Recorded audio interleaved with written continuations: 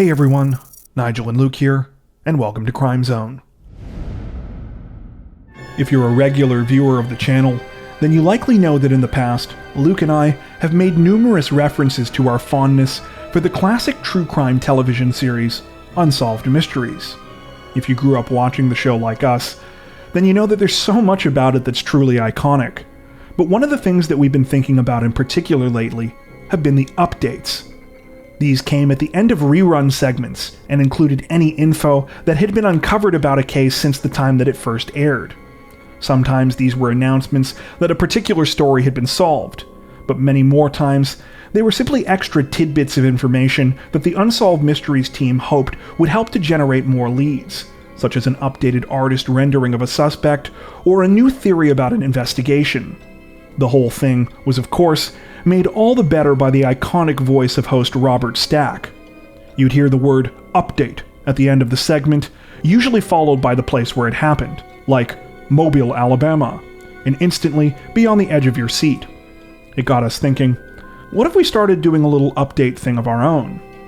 For a while, a bunch of you have been asking us in the comments section for updates on old cases, asking us if there's been any progress, or about specific details we didn't have time to dig into, or simply didn't think about at the time. We've been thinking about the best way to address this, and this week we thought we'd try something new, specifically a whole video dedicated to covering updates from a few past cases. Right now, we're looking at this as a bit of a one-off, an experiment to see if this is something you all are interested in. So be sure to share your thoughts in the comments section below, and let us know if you find this kind of thing interesting and valuable. Depending on the feedback we get, we'll consider doing more in the future. Just a side note, we've included summaries of each of the cases before each update, but we'll also include links to the original videos in the description below if you want to see more detailed coverage. Okay, apologies for the very long intro, but with that out of the way, let's get to it.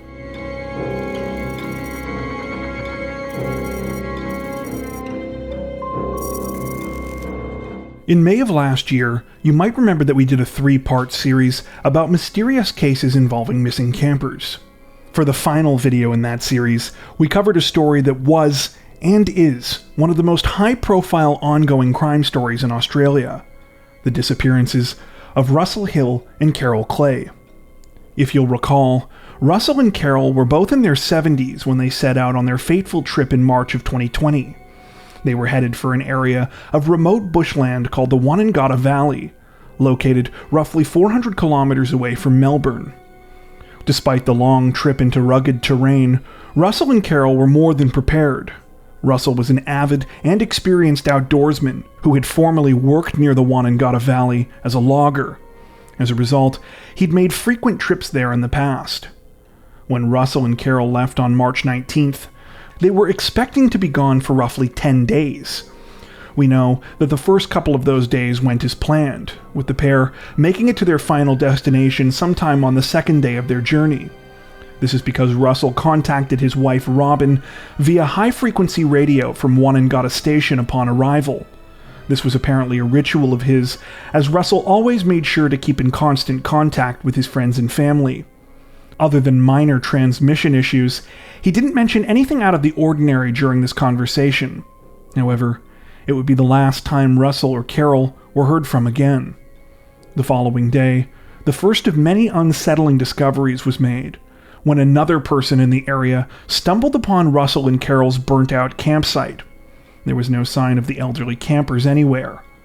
While authorities would soon launch a search, the effort was made extremely difficult by both the terrain and the sheer size of the area that they were trying to cover. Russell and Carol were missing for days before the search could be ramped up to full scale, and even then, the effort needed to be temporarily abandoned due to changing weather conditions.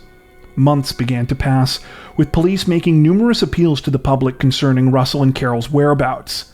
In particular, they would ask for any information about a high-end drone that Russell had purchased shortly before his disappearance that he had supposedly been eager to test out on his trip, as well as a suspicious vehicle that had been seen in the area. This vehicle was originally described as a white dual-cab four-wheel drive utility vehicle in reports that we came across, though would later be updated to be a blue vehicle of similar description, possibly a late 90s model Nissan Patrol. It was also said to be towing a trailer at the time that it was seen. At the time of our last report, there was much speculation surrounding the case, with three main theories about what had happened to Russell and Carol being the focus of most sources that we came across. The first was that the pair had been involved in some kind of accident, though many doubted this.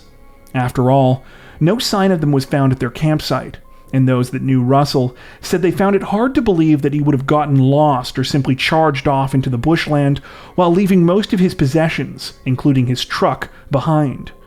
The state of the campsite itself also sent up red flags for those that knew the elderly man, with many saying that he never would have left a fire unattended. The second, and perhaps most salacious theory, was that Russell and Carol were having an affair, and that they staged their disappearances so that they could run off together. This received a lot of coverage in the early days of the investigation, though once again, many who actually knew the pair vehemently pushed back on this idea. In particular, they said that both were happy with their respective lives, and that they had families and grandchildren who they never would have abandoned. Carol had also recently moved into a new house. This left one dark, but seemingly plausible theory, that Russell and Carol had been the victims of foul play. In the eyes of investigators, this best explained their burnt-out campsite and sudden absence, and also fit well with other details, such as that neither of the two campers had touched their bank accounts following their disappearances. At the time of our last report, this is more or less where we left off, though we mentioned that investigators had stated that they felt that they were relatively close to a break in the case. It turned out that authorities were true to their word, as in November of 2021, a major announcement was made in Russell and Carol's case. They had arrested a man in connection with the disappearances, a 55-year-old pilot named Greg Lynn. According to reports at the time, Lynn had first been spoken to by investigators in 2020 because of the previously mentioned 4x4 utility vehicle that had been seen in the area at the time. A vehicle matching that description was reportedly seized from Lynn at the time of his arrest. At roughly the same time that news of Lynn's arrest was made, another bombshell was dropped when it was reported that authorities had zeroed in on an area of remote bushland near the town of Dargo. Reports don't mention exactly how far this was from where Russell and Carol were last seen, but based on some rough estimations we made using Google Maps, it appears the shortest distance to travel from one area to the other would have been about 100 kilometers. While searching this area of bushland, police discovered a shallow grave under a root ball hole, a type of pit caused by a large tree falling over. Inside were human remains. It would take more than 2 months, but eventually forensic testing would prove that these were the remains of Russell Hill and Carol Clay. In the meantime, Greg Lynn was charged with 2 counts of murder. At the current time, Lynn is still awaiting trial, though remains in police custody. Recent reports suggest that his defense team is seeking a lengthy delay to the case due to an issue with the 55-year-old not having access to the evidence in his case. However, these same reports also suggest that investigators are also still trying to locate the trailer that was allegedly seen attached to the suspect's 4x4 vehicle. It's now believed that this trailer was used to transport Russell and Carol's bodies. At the time of this recording, the case has reportedly been adjourned to the end of August.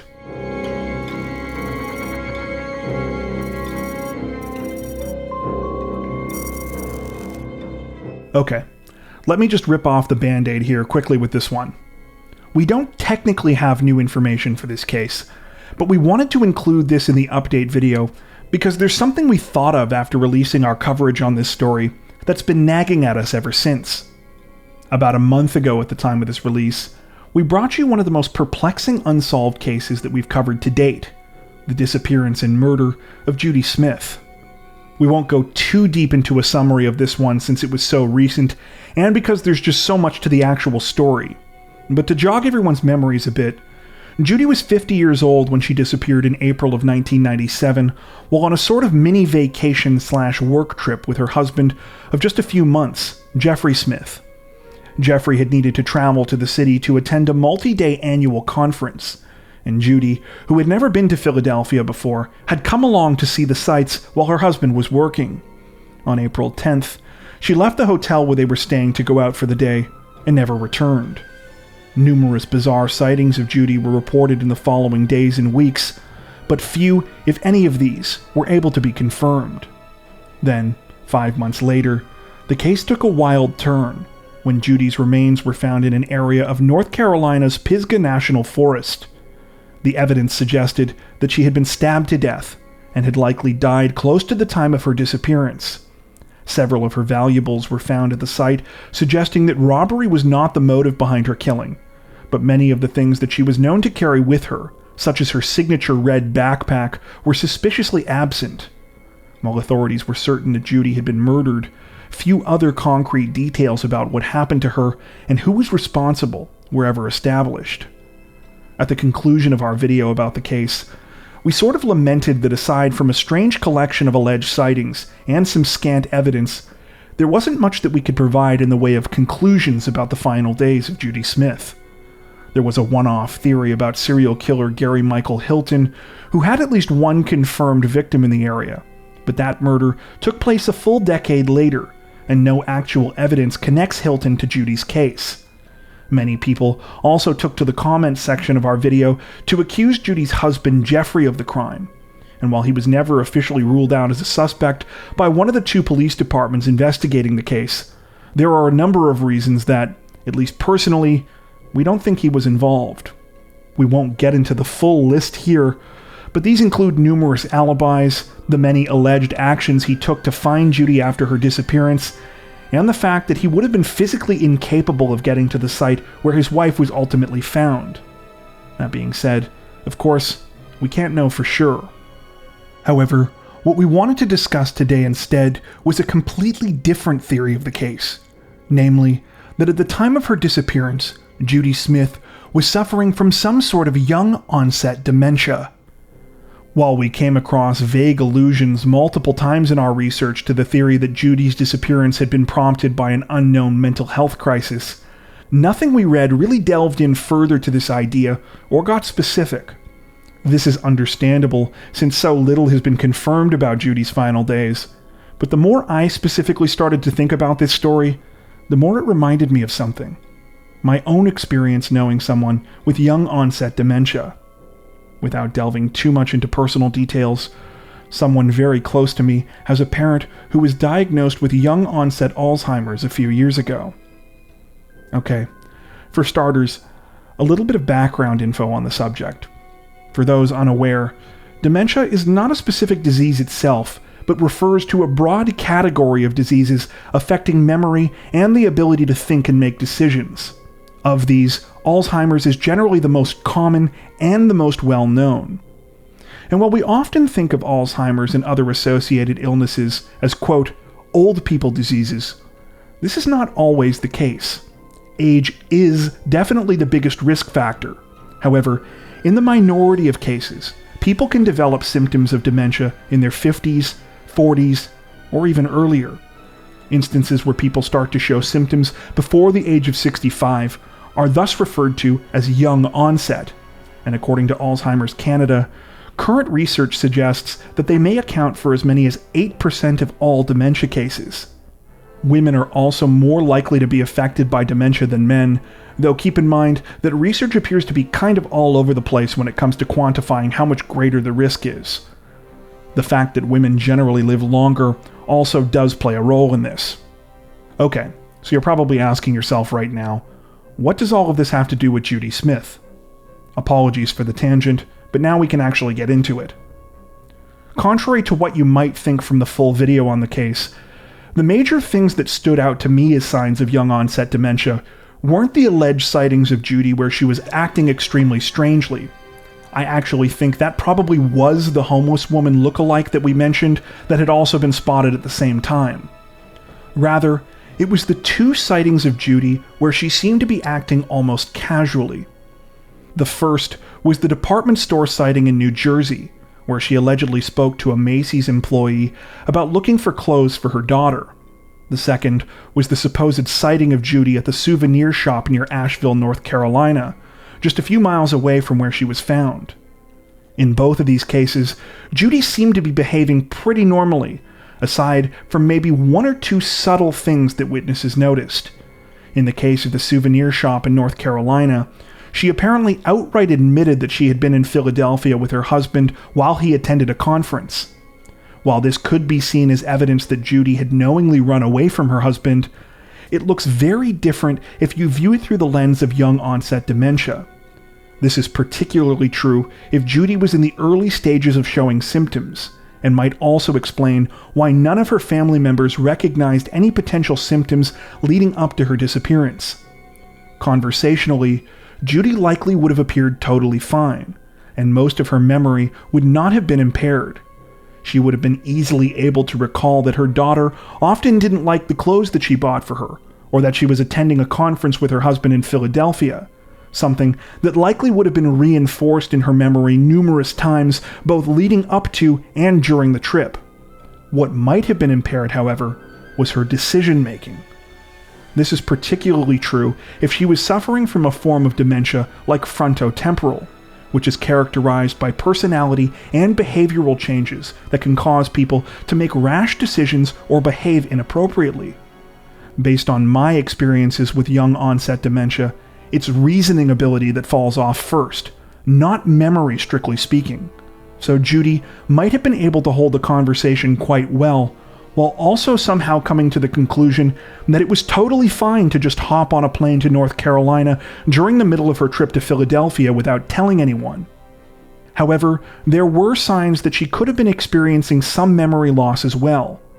Recall that Judy forgot her ID and was unable to board her initial flight with Jeffrey to Philadelphia. I know that a lot of you might think I'm completely out to lunch and missing the mark with this, and this is part of the reason I didn't share this theory sooner, but it's difficult to get across all of the subtleties of interacting with a person with young onset dementia. Take, for example, the seemingly innocent exchange that we mentioned Jeffrey and Judy had when he came back from the hotel breakfast buffet on the morning of her disappearance. When Jeffrey suggested that his wife go down and check it out because it was quite good, Judy, who was in the shower at the time, replied that she would go right then, without any clothes on. This could definitely be looked at as an innocent joke between a husband and wife. But the more I think about it, Judy could have meant this somewhat sincerely. One of the many symptoms of various kinds of dementia in its early stages is lowered inhibitions. Honestly, I'm expecting many of you to say that I'm reaching with this theory, and I totally understand. But it's hard to convey just how much the facts in this case hit me like a sack of bricks when I started thinking about it more. So I decided this theory was worth sharing. While it still unfortunately doesn't get us any closer to uncovering the identity of Judy's killer, it might at least provide an answer as to the why behind the disappearance. Namely, that Judy got confused at some point and that her symptoms led her on a fateful journey that would have left her vulnerable to being taken advantage of. I want to reiterate that I do not and cannot know this to be the case. And as always, I'm retaining a healthy skepticism of my own ideas. With all that being said, I sincerely hope this baffling case is solved once and for all someday soon.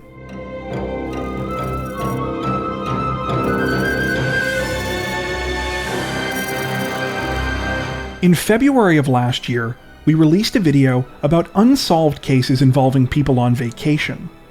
Of the 4 stories covered, 1 garnered a disproportionate amount of attention in the comments section. That of 17-year-old Britney Drexel. Before the spring of 2009, Britney was living what was by all accounts a good life in the Rochester suburb of Chi-Li, New York. Though she had her struggles, Britney was outgoing and athletic, and had dreams of becoming a nurse or a cosmetologist after high school. However, all of that would change in April of that year, when she made a fateful decision to travel to Myrtle Beach, South Carolina, for spring break. In the lead-up to Britney's trip, she first asked her mother whether she could go to Myrtle Beach with some friends. Her mother said no, saying that she didn't know the people she planned to go with very well, and that she just had a bad feeling about the whole thing. This led to multiple days of arguments between them, until instead, Britney asked if she could stay at a friend's place nearby for a couple of days to calm down. Her mother agreed, and Britney went off, though instead of going to the friend's place, secretly traveled to Myrtle Beach like she had originally intended. The first couple of days went exactly as the 17-year-old had planned. She checked into the Bar Harbor Hotel and was having a good time with friends. However, things would take a dark turn on April 25th. That day, Britney spoke with her mother for the last time, telling her that she was at the beach. It's unclear if this was an attempt to come clean about what she had done or not, but her mother assumed that she was actually at a completely different beach that was local to them because of the unseasonably warm weather. That evening, Britney split up with her friends at the beach and headed to another hotel in the area called the Blue Water. There she would hang out with another group of people before leaving sometime before 9 p.m. This would later be confirmed by surveillance footage showing her leaving the hotel. Her last known communications were with her boyfriend over text message, where she reportedly mentioned she was making the roughly 1.5-mile walk back to her own hotel on foot.